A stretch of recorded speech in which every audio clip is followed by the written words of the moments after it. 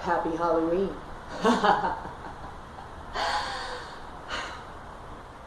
Halloween is my favorite holiday. And in the spirit of Halloween, I set out to see a scary movie. So I grabbed a beer, Valkyrie snorted some catnip, and we watched Horns.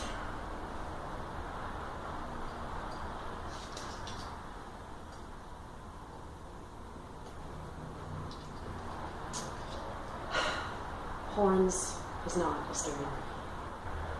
This is what I get for my minimal trailer watching lifestyle. Horns is what would happen if the fantasy genre and the murder mystery genre had a crack baby.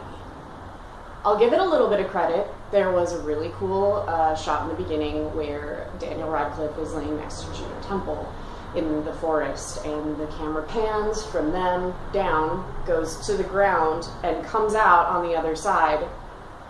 The floor is the ceiling, and it's Daniel Radcliffe laying upside down by himself, passed out. So that was really cool.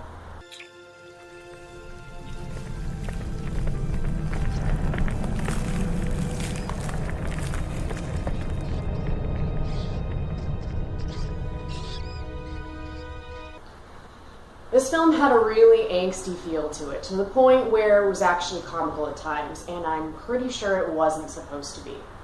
Everyone in town always took me for an outsider. I didn't care.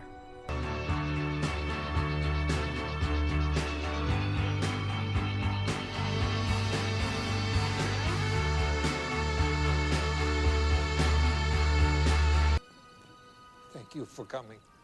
Thank you, everybody.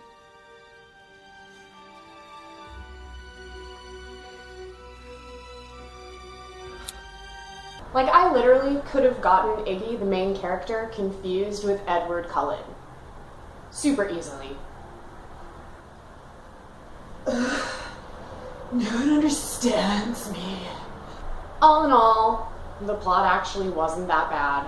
It starts out with his girlfriend getting murdered, like right off the bat. So I started out the movie pissed off because I wanted to see more of Juno Temple, but they just fucking kill her right away. Everyone in town thinks Iggy, the main character, killed his girlfriend, and it's not clear why until the end of the movie. Literally know nothing about how she was murdered or anything like that. It just literally starts out with angry people outside of his house screaming things at him. And that's how you find out. So Iggy sets off to try to find who killed his girlfriend. Not only to absolve himself, but also to live out his angsty revenge fantasies. I believe you. You don't think I'm capable of murder? Just put me in a room with a guy who really killed her. The Horns had revealed so much already. Now I could use them to find her killer and set things right. So he randomly wakes up one morning and has these two sores right there in his forehead. And he's not sure what they are at first, but by the end of the day, they're full-blown ram horns. And people, when they get around him, start just confessing all of the awful things that they've done and like all the terrible thoughts on their mind, and then start acting on all of their primal urges, which makes for some really interesting situations. Ma'am, do you think you could show some fucking consideration and take your daughter out of here so we don't have to listen to her screaming? What did you just say to me? I said you should take that screeching pig of yours by the hair and drag her the fuck out of here. Fuck you! Shut the hell up, you giant twat! What the hell is going on here? Hey! I was gonna operate, but I sort of got distracted.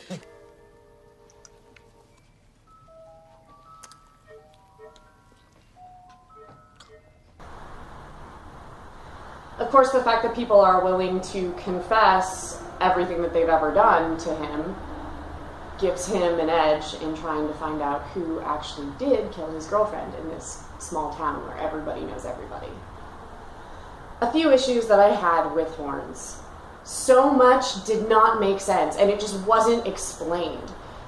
Why did he even grow the horns in the first place? What gives them this magical power that makes people want to act like jackasses just because he has them? Why is his girlfriend's murder so important to everyone in the town? At one point in the movie, he even becomes a full-blown demon and then a full-blown angel within the same 5 minutes. And they completely glossed over the explanation at the very, very end just because they probably felt like they had to. Like, oh, we just completely did something that was ridiculous. Now we have to fix it and say why we did it. So the explanation that we got is a priest explaining that it was a blessing because his girlfriend was super religious. She always had this cross, and I guess the cross like gave him powers so that he could avenge her and kill the guy who murdered her, which is what he does. So, I mean, whatever. That's really like when your parents tell you that storks are where babies come from. Even at 5, you're kind of just like, oh yeah, okay. There's also a scene that I had a major issue with where he's up in his treehouse where he goes to be alone or whatever, and he used to go there with his girlfriend a lot. So her memorial is set up at the base of the tree, and her dad is up there talking to all these townspeople that are there with their little candles, and he's saying really nasty things, and Daniel Radcliffe's just sitting up there in his treehouse like an emo kid, drinking his 40, glaring off into the distance. And when all the townspeople leave, he climbs on down the treehouse, whips out his dick, and pisses all over the memorial. But, he loves her, right? I guess? I mean, if that's what they're into, who am I to judge, really?